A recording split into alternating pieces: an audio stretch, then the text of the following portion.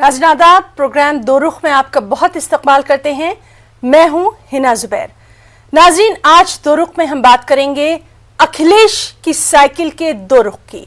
जी हां, आज हमने देखा कि किस तरह से समाजवादी पार्टी ने आज एक बड़ा मुजाहरा किया। इलेक्शन से ठीक पहले इसको ताकत का मुजाहरा भी कहा जा रहा है। यह भी कहा जा रहा है कि कहीं ना कहीं अपना एक वजूद उसको दर्ज करवाने की ये लगातार कोशिश है समाजवादी पार्टी की तरफ से। लेकिन क्या एसपी के लिए चुनाव की ये राह इतनी आसान वाकई में है? क्या जो भीड़ आज नजर आ रही थी, जो कारकुन नजर आ रहे थे, जो जोश नजर आ रहा था, क्या ये वाकई यूपी में वोट में तब्दील हो पाएगा? इन्हीं तमाम मुद्दों को लेकर आज हम बात करेंगे और अपना अपना रुख रखने के लिए हमारे साथ आज मौजूद हैं तो बहुत ही खास मेहमान। चलिए उनसे हम आपका तारुफ करवा देते हैं। हमारे साथ मौजूद हैं समाजवादी पार्टी से डॉक्टर अजीज खान, कौमी तर्जुमान हैं। डॉक्टर अजीज साहब, बहुत इस्तकबाल करेंगे प्रोग्राम दो रुख में। और हमारे साथ मौजूद हैं बीजेपी से हरीश चंद्र श्रीवास्तव जी, जो कि बीजेपी स्पोक्स पर्सन है। हरीश जी, बहुत वेलकम करना चाहेंगे प्रोग्राम दो रुख में। तो चलिए हम प्रोग्राम की शुरुआत करेंगे डॉक्टर अजीज खान से ही करना चाहेंगे, क्योंकि आज जिस तरह से हमने देखा कि समाजवादी साइकिल पर सवार नजर आए, क्या ये साइकिल राजधानी लखनऊ की तरफ वाकई में रवाना हो पाएगी? ऐसा है हिना जी, रवाना हो चुकी है, क्योंकि 4.5 साल पहले ही ये तय हो गया था कि बीजेपी को लोगों ने जनादेश तो दे दिया, लेकिन उन्होंने उस जनादेश का सम्मान नहीं किया, इज्जत नहीं की। क्योंकि ये इज्जत हालांकि ये किसी की नहीं करते हैं, ये अपने विपक्ष की भी इज्जत नहीं करते हैं और जनता का भी सम्मान नहीं करते। जनता ने इनको जनादेश दिया, लेकिन इन्होंने जनता के जनादेश की इज्जत नहीं की। बड़े बड़े ख्वाब दिखाए, वायदे दिखाए, बड़ी बड़ी बातें की इन्होंने कि साहब रामराज ला देंगे, लेकिन कर कुछ नहीं पाए। इन्होंने कोई कोशिश नहीं की, बल्कि धर्म के आड़ में ये कहीं ना कहीं छुपने का इन्होंने प्रयास किया। जब भी ये किसी काम पे विफल हो जाते हैं तो हमेशा ये धर्म कर्म की बात करने लगते हैं। अब आप देखिए कि कोविड में जिस तरीके से उहापोह की स्थिति बनी, पूरे देश ने देखा कि उत्तर प्रदेश की स्थिति क्या रही। यहां गंगा में लाशें बही हैं, लोग दफना नहीं पाए, लोग उसको जला नहीं पाए। इस कदर बेउर्मती हुई है लाशों की, जो शायद पूरे देश में शायद कहीं हुआ हो। दूसरी बात, बेड नहीं मिला, ऑक्सीजन नहीं मिला लोगों को, जिस तरीके से हॉस्पिटल्स नहीं मिले। आप अंदाजा लगाएं कि लोग हॉस्पिटल के लिए दर दर भटकते रहे। ऑक्सीजन के लिए वो मारामारी थी, ऑक्सीजन से इतनी मौतें हो गई हैं। और देखिए सरकार की झूठ बोलने की आदत, शायद मेरे ख्याल से जो झूठ इन्होंने सदन में बोला है, ये वाकई में इतिहास में दर्ज हो गया कि ऑक्सीजन से एक भी मौत किसी भी प्रदेश में नहीं हुई है। ये वाकई में झूठ की पराकाष्ठा है। मैं कहना चाहूंगा कि एक शायर है, उन्होंने एक शेर कहा है और आज बीजेपी में बिल्कुल फिट बैठ रहा है, इसलिए मुझे कहना चाहिए और कहना भी पड़ेगा कि मझधार गलत है न पतवार गलत है, सिर्फ मौजों का किरदार गलत है। लाशें हो गंगा की या लखनऊ का लहू हो, हालात बताते हैं कि सरकार गलत है। आज हालात बिगड़ चुके हैं। चलिए ठीक है, इसी बात को हम रखेंगे हरीश चंद्र श्रीवास्तव जी के सामने। हरीश जी, लगातार ये कहा जा रहा है कि सब कुछ गलत है, और आज जिस तरह से हमने देखा कि समाजवादी पार्टी ने कहीं ना कहीं अपनी ताकत का मुजाहरा किया, अपनी मौजूदगी दर्ज करवाने की, क्या इसको आप कोशिश भर मानेंगे या फिर कहीं ना कहीं बीजेपी के लिए कुछ अलर्ट जारी किया गया है? देखिए, उस पंचर साइकिल के सहारे लखनऊ का रास्ता आसान नहीं है। और जिस तरह से उत्तर प्रदेश के अभिनंदनीय मुख्यमंत्री आदरणीय योगी आदित्यनाथ जी काम कर रहे हैं,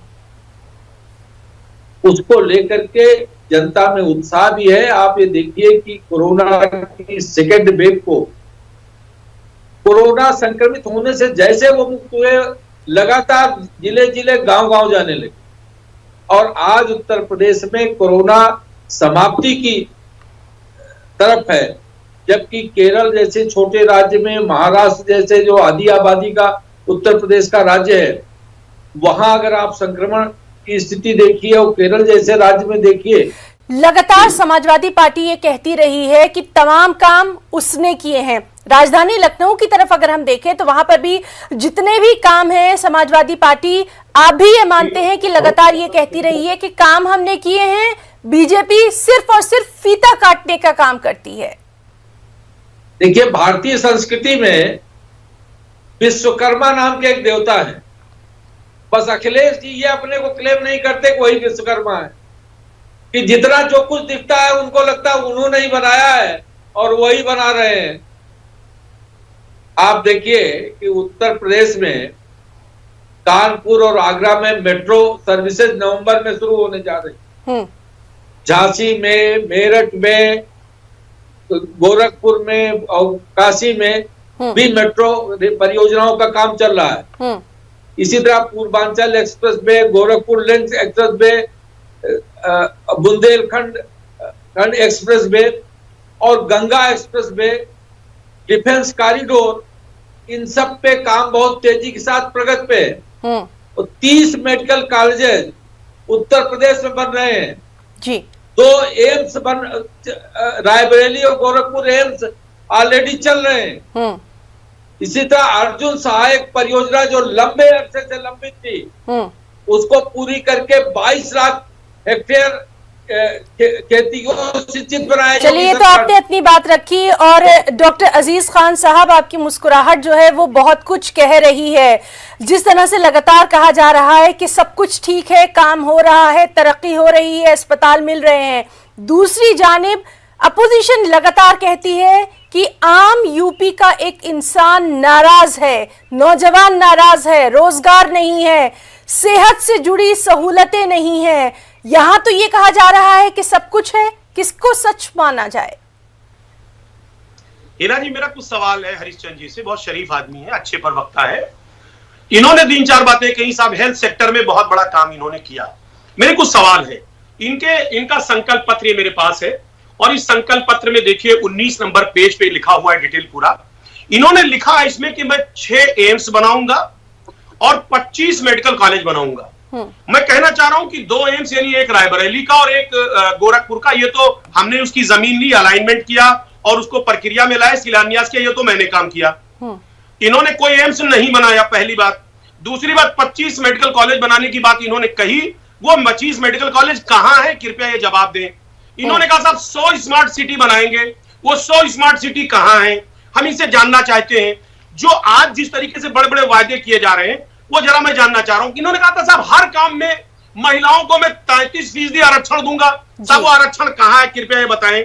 आज आर्थिक मंदी में, हालांकि मैं भी केंद्र में नहीं जाना चाह रहा हूं, लेकिन अगर थोड़ा मौका पड़े तो मैं जा भी सकता हूं, लेकिन अभी अब उस चीज को छोड़ दें आप। तेल की रेट ले लें आप देखिए 2014 में जी समझिए कि $160 पर बैरल डीजल का रेट, यानी पर बैरल कच्चा तेल था उस वक्त रेट। आज आप समझिए $59 पर बैरल कच्चा तेल है। उस वक्त तेल जब मिलता था तो ₹56.71 में डीजल था और पेट्रोल था ₹71 में।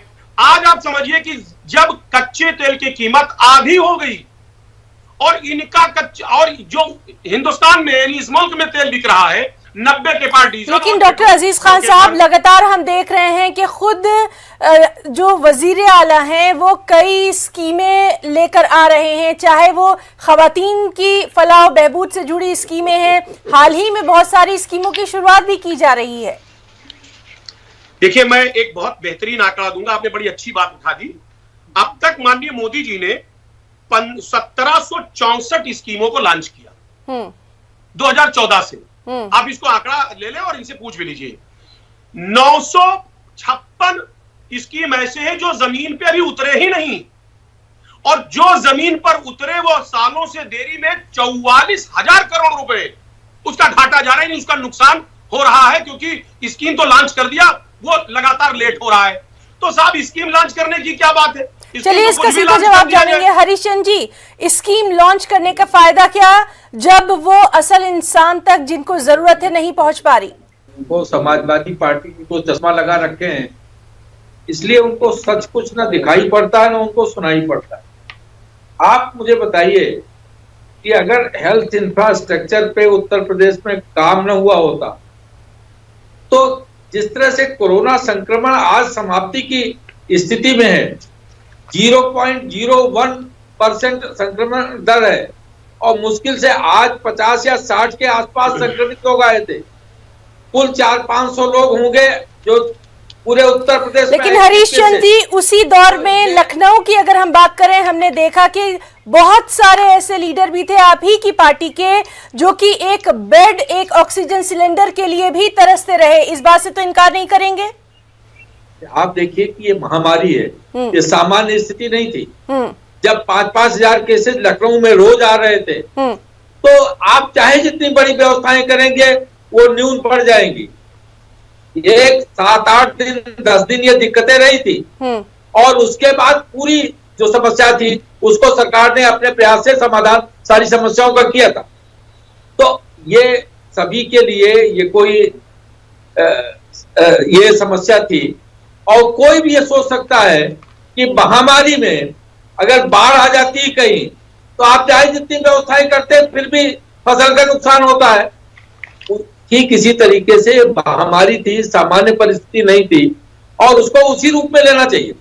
डॉक्टर अजीज खान साहब साफ तौर पर कह रहे हैं कि भाई इस तरह के हालात पहली बार देखे गए थे, इससे पहले देखे नहीं गए थे, तो उसमें सबको साथ खड़े होना चाहिए था, सियासत नहीं होनी चाहिए थी। अभी भी उस पर सियासत जारी है। कब तक इस तरह की बातों को लेकर सियासत होती रहेगी? देखिए हिना जी, इन्होंने कहा कि साहब सियासत कर रहे हैं। सियासत कौन कर रहा है? मैं कहना चाह रहा हूं कि साहब कह रहे कोविड की जो स्थिति थी वो बहुत दयनीय थी, विकट थी। अभी हरिशन जी ने कहा, मैं जानना चाहता हूं कि साहब 2021 फरवरी तक ऑक्सीजन को निर्यात किया गया। 9,240 मीट्रिक टन हमारे देश से ऑक्सीजन निर्यात हुआ। साहब ये कोई छोटी मोटी बात है? दूसरी बात आप देखिए कि जो ऑक्सीजन, जो वैक्सीनेशन की बात है, 6.5 करोड़ वैक्सीन विदेशों को निर्यात कर दिया गया। आज लोगों को नहीं मिल पा रहा है। सवाल इस बात का कि अगर हम वाकई में गंभीर थे तो उत्तर प्रदेश में माननीय योगी जी यहाँ चुनाव प्रचार लगातार कर रहे थे। यहां से उसी दौरान वेस्ट बंगाल में चुनाव हो रहा था, सब वहां लगातार दौरा कर रहे थे और कोरोना बड़े स्तर पे उत्तर प्रदेश में था, चुनाव प्रचार वेस्ट बंगाल में था। आप समझिए, इसी तरीके से माननीय मोदी जी देश को छोड़कर चुनाव प्रचार में लगे थे। किसी प्रकार का कोई भी अरेंजमेंट इनके द्वारा नहीं किया जा रहा था और कह रहे साहब बेकाबू। अरे बेकाबू इसलिए हो रहा था कि आपने कोई प्रयास नहीं किया। ठीक है डॉक्टर अजीज खान साहब, ये भी लगातार कहा जा रहा है, ये भी लगातार कहा जा रहा है कि जो खवातीन हैं, महिलाएं हैं, उनके लिए बहुत कुछ किया गया है, उनकी हिफाजत के लिए बहुत कुछ काम किए गए हैं। फौरी तौर पर अगर उनके खिलाफ कोई भी केस होता है तो उसका फौरी नोटिस लिया जाता है। आपको वाकई में ऐसा लगता है? देखिए हिना जी, बहुत सीधी बात है, 2 स्कीम इनकी बता दें। इन्होंने 3 तलाक का कानून बनाया। अब देखिए उस कानून में खामी देखिए आप कि साहब अगर कोई भी मर्द अपनी औरत को तलाक दे देता है तो 3 साल के लिए वो जेल चला जाएगा और उसकी शादी टूट भी नहीं रही है। और दूसरी तरफ उस मर्द को भरण पोषण के लिए पैसा भी देना है। साहब वो जेल में रहेगा तो अपनी वाइफ को और बच्चों का वो देखरेख कैसे करेगा, भरण पोषण कैसे करेगा? साहब ये कानून देखिए आप, जब से ये कानून आया है हजारों की संख्या में महिलाएं वो चौराहों पर हैं, सड़कों पर हैं, क्योंकि उनकी शादी टूट भी नहीं रही है और उसके साथ साथ उनके हस्बैंड जेल में है। देखिए ये महिलाओं के लिए क्या सवाल। इस बात का अगर महिलाओं के लिए आपको करना ही था तो आप उनको सांसद बनाइए, मुस्लिम महिलाओं को उनको मंत्री बनाइए, विधायक बनाइए, आरक्षण दीजिए, नौकरी में आरक्षण दीजिए, उनको तमाम तरीके की शिक्षा मुहैया करिए। ये करने के बजाय ये तो हस्बैंड और वाइफ में नाइतफाकी पैदा करने के लिए इन्होंने कानून बनाया। दूसरी बात, अब इन्होंने कहा महिलाएं बड़ी सुरक्षित हैं उत्तर प्रदेश में। आप एनसीआरबी का आंकड़ा ले लें हिना जी, एनसीआरबी के आंकड़े के मुताबिक बड़े स्तर पर उत्तर प्रदेश में महिलाओं पर और दलित महिलाओं पे और दलितों पर बड़े लेवल पे अत्याचार बढ़ा है, अपराध बढ़ा है। सब तमाम महिलाएं जला दी गई, दलितों की, ओबीसी की महिलाएं जला दी गई। क्या हो रहा है? प्रदेश में पूरी तरह से जंगल राज, कानून व्यवस्था नहीं है। ठीक है हरीश चंद्र जी, जंगल राज है, लगातार ये बात हम सुनते रहे हैं। आज भी हमने जिस तरह का जो साइकिल रैली देखी, कि आपको वाकई में ये नहीं लगता है कि कहीं ना कहीं बीजेपी को अब अपनी एक नई हिकमत अमली, नई स्ट्रैटेजी बनानी होगी? आज जो हुंकार हमने देखी है, क्या कहीं वो तब्दीली तो नहीं लाएगी उत्तर प्रदेश में?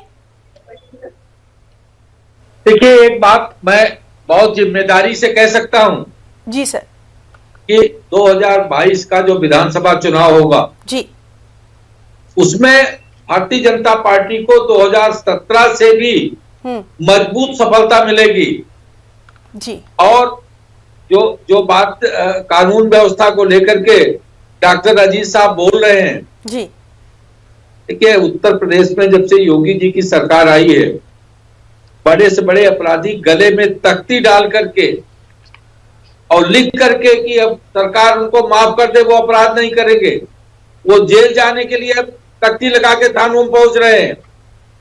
और माफिया राज का पूरी तरह से कमर तोड़ दिया है योगी जी ने। ये पूरा देश जानता है, पूरी दुनिया जान रही है। इसीलिए योगी जी के मॉडल की आज पूरे देश में नहीं, पूरी दुनिया में लोग प्रशंसा कर रहे हैं जी। तो अजीत साहब क्योंकि समाजवादी पार्टी की तरफ से बोल रहे हैं जी, तो वो उनको सच नहीं दिखाई पड़ेगा, ना सच वो बोलेंगे, क्योंकि जिस दिन सच बोल देंगे उस दिन अपनी पार्टी से ही वो बेदखल कर दिए जाएंगे। लेकिन वास्तविकता यही है, अगर आप उत्तर प्रदेश के लोगों से पूछेंगे जी, तो लोग बताएंगे कि योगी राज में जो अमनो अमान है। चलिए खैर, लोग क्या बताएंगे ये तो हम लोग भी आगे आने वाले इलेक्शन में जरूर देखेंगे। अजीज खान जी, देखिए साफ तौर पर कह रहे हैं कि योगी मॉडल की तारीफ हो रही है, जो माफिया राज था वो भी खत्म हो गया है, सब कुछ बहुत अच्छा चल रहा है और आगे भी इसी तरह से जारी रहेगा। देखिए हिना जी, हरीशचंद्र जी ने बताया कि साहब बहुत बेहतर है और माफियाओं पे कार्रवाई हो रही है। देखिए, मुझे कहना नहीं चाहिए लेकिन मुझे दुख है, मैं भी इस देश का, इस प्रदेश का एक नागरिक हूं, इसलिए मेरी जिम्मेदारी बनती है, मैं पार्टी के प्रवक्ता होने के साथ साथ मैं कहीं ना कहीं एक समाज से ताल्लुक रख रहा हूं जी। आप देखिए, ये खास कौम को टारगेट करके जिस तरीके से कार्रवाई की जा रही है वाकई में निंदनीय है। खास कौम को साहब, आप देखिए आजम खान साहब के ऊपर मुर्गी चोरी में, बकरी चोरी में, भैंस चोरी में 117 मुकदमे लगा दिए गए। ये सब क्या है? एक शख्स शिक्षा के मंदिर को बना रहा है, शिक्षा को प्रमोट कर रहा है, आज उसको जेल में डाल दिया गया इतने मुकदमे लगा करके। साहब, प्रदेश की जनता नहीं देख रही है? आप कह रहे हैं साहब माफियाओं को जेल में डाले, वो साहब माफिया लगते हैं? आजम खान साहब माफिया हैं? बताएं हरीशचंद्र जी, यही कार्रवाई हो रही है। आप जो असली में माफिया है उसके खिलाफ कोई कार्रवाई नहीं कर रहे हैं। जो गुंडा है, माफिया है, वो आज जेलों के बाहर निकल करके वो जमीनों को कब्जा कर रहा है, कानून व्यवस्था को बिगाड़ रहा है। आज जिस तरीके से भ्रष्टाचार उत्तर प्रदेश में व्याप्त है उसको योगी जी नहीं देख रहे, लेकिन जो शरीफ लोग हैं उनको जेल में डाल करके उनको अपराधी घोषित करने का प्रयास किया जा रहा है। यही जंगल, ये जंगल राज नहीं और तो क्या है? ये कह रहे साहब कानून व्यवस्था। मैं जानना चाहता हूं, ये बताएं कि 2014 के पहले कानून व्यवस्था पूरे देश में क्या था, 2017 के पहले क्या था और आज के हालात क्या है? लेकिन हरीशचंद्र जी ये भी तो कह रहे हैं कि योगी मॉडल की तारीफ सब जगह हो रही है। वो ये भी तो कह रहे हैं कि बहुत सारे ऐसे काम शुरू किए गए हैं जो कि यूपी वासियों के लिए, उनके फायदे के लिए हैं। इस चीज को आप लोग यानी समाजवादी पार्टी किस तरह से अब जनता के सामने लेके जाएगी? इनकी तारीफ मैम कौन करता है हिना जी? मोदी जी करते हैं। योगी की तारीफ और योगी जी करते हैं, मोदी की तारीफ, क्योंकि दोनों में 36 का आंकड़ा है, दोनों को एक दूसरे को बहकाने में लगे हुए हैं। सच्चाई ये है, जनता नहीं तारीफ कर रही है, एक दूसरे को खुश करने के प्रयास में है, क्योंकि दोनों में 36 का आंकड़ा है। कुछ दिन पहले पूरे देश ने देखा, लिफाफों का दौर जारी हुआ, यहां से कॉल किया गया, साहब दिल्ली बुलाया गया, दिल्ली से यहां लोग आए, क्या रहा? एक दूसरे को खुश कर रही जनता से। हरीशचंद्र जी देखिए, साफ तौर पर ये कहा जा रहा है कि एक दूसरे को खुश किया जा रहा है, इस सब के बीच में कहीं ना कहीं जनता यानी अवाम वो पिस रही है। देखिए, समाजवादी पार्टी को सबसे बड़ी तकलीफ तब होती है जब अपराधियों पे, माफियाओं के खिलाफ कार्रवाई होती है। जब अपराधियों के खिलाफ, दुर्दांत अपराधियों के खिलाफ उत्तर प्रदेश में कार्रवाई हुई, तब तक समाजवादी पार्टी के लोग बहुत ही तकलीफें उनको महसूस करने लगे। ये उनकी अपनी दिक्कत हो सकती है, आजम खान साहब क्या लेकिन उत्तर प्रदेश की जो जनता है, उत्तर प्रदेश की जो आवाम है, क्या दुर्दांत अपराधी है, वो उसको योगी सरकार में चाहता हूँ अपने को सब सुरक्षित महसूस कर रहे हैं। जो सामाजिक अपराध भी है, आप कह रहे सब अपराधियों के खिलाफ कार्रवाई की जा रही है। सरकार की जो कार्रवाई है, कार्रवाई नहीं, वो उसको बदले की भावना से कार्रवाई है, ये पीड़ा देने वाली कार्रवाई है। जनता में भरोसा बढ़ा है दे रहे हैं और यही कारण है पीड़ा दे रहे हैं। कि मैं कह सकता हूँ कि 2022 में लेते हैं जी, 2019-17 से बड़ी सफलता मिलने वाली है। और यही बात तो समाजवादी पार्टी आज भी कह रही है। इसी तरह से जो लगातार वो रैलियां कर रही है, हमने खुद देखा कि किस तरह से आज अखिलेश यादव ने कहा है कि अब वो गांव-गांव जाएंगे, द्वारे द्वारे भी लगातार वो यही बात कह रहे हैं कि वो जाएंगे। कहीं ना कहीं अब तो सोचना होगा कि क्या वाकई यूपी के लोग बदलाव तो नहीं चाहते हैं या फिर वो तरक्की चाहते हैं। हरीश जी, देखिए, अखिलेश जी ने देर कर दी। जब कोरोना का पीरियड था, जब योगी जी गांव-गांव घूम रहे थे, तब तो अखिलेश जी ट्विटर पे व्यस्त थे, तब तो वैक्सीन को बीजेपी की वैक्सीन बता रहे थे। तो ये जो जनता है सब जानती है। आपको 2022 के चुनाव के रिजल्ट के बाद अक्षर सा जो मैं कह रहा हूं वही आपको मिलने वाला है। चलिए ठीक है, उस पर भी लगातार हमारी नजर बनी हुई है। उस वक्त भी हम ऐसे ही बैठेंगे, उस वक्त भी हम डिस्कस करेंगे। अजीज खान साहब, हम आपसे ये जानना चाहेंगे, जिस तरह से लगातार हम देख रहे हैं कि आज जो साइकिल रैली, साइकिल मार्च हमने देखा, उसने कहीं ना कहीं एक बिगुल फूंक दिया है। आपको क्या वाकई में ये लगता है कि अब जनता बदलाव चाहती है? बहुत सारे उनके ऐसे इश्यूज हैं, मुद्दे हैं, जिनको लेकर अब कहीं ना कहीं वो सरकार की तरफ देख रहे हैं।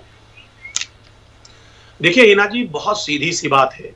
4.5 साल में जनता इतना पीड़ित हो गई है। आज बेरोजगारी चरम पे है साहब। 45 साल के रिकॉर्ड, क्या मेरे ख्याल से 70 साल का रिकॉर्ड टूट गया। बेरोजगारी चरम पे है, महंगाई चरम पे है, सब हर आदमी पीड़ित है। और जब पीड़ित है, वो चीज आपको दिखा, वो चीज आपको रैली में दिखा कि आज नौजवान सड़कों में निकल आया। अब रही बात है कोविड में, इन्होंने कहा कि साहब अखिलेश जी नहीं निकले। साहब ये कौन सा निकले? 17 बार मोदी जी वेस्ट बंगाल गए उस कोरोना के दौरान में, चुनाव प्रचार में, अपने संसदीय क्षेत्र में एक बार भी नहीं आए। 17 बार गए। योगी जी लगातार बंगाल का दौरा करते रहे। उसके बाद जब कोरोना नॉर्मल हो गया तो हवाई दौरा, मंडल मंडल, केवल दिखाने के लिए मंडल मंडल इन्होंने हवाई दौरा किया। सिर्फ हवाई दौरा, इन्होंने कोविड के लिए कुछ नहीं किया। आज जिस तरीके से हर शख्स परेशान है, गरीब अमीर, सिर्फ उद्योगपति नहीं परेशान है। उद्योगपति कुछ चंद जी ठीक है, इस पर भी हम लगातार बात करेंगे। हम हरीश चंद्र श्रीवास्तव जी, फौरी तौर पर हम आपसे ये जानना चाहेंगे कि आज जो हमने देखा है, समाजवादी पार्टी जिस तरह से सड़कों पर उतरी है, क्या ये बीजेपी के लिए बड़ा खतरा नहीं है? क्या बीजेपी को अब कम से कम जो नौजवान हैं उनके लिए हकीकी मायनों में कुछ करना है? देखिए, लोकतंत्र में जवाबदेही जनता के प्रति होती है और उत्तर प्रदेश में आदरणीय योगी आदित्यनाथ जी के नेतृत्व में जो सरकार काम कर रही है जी, वो जनता के प्रति अपनी जवाबदेही को 100% सुनिश्चित करती है जी। और संगठन के रूप में भारतीय जनता पार्टी प्रदेश अध्यक्ष आदरणीय स्वतंत्र देव जी के नेतृत्व में, उनके मार्गदर्शन में घर घर, गांव गांव, गली गली लोगों से संवाद और संपर्क रखती है और लोक कल्याणकारी योजनाओं को के क्रियान्वयन को सुनिश्चित कराती है।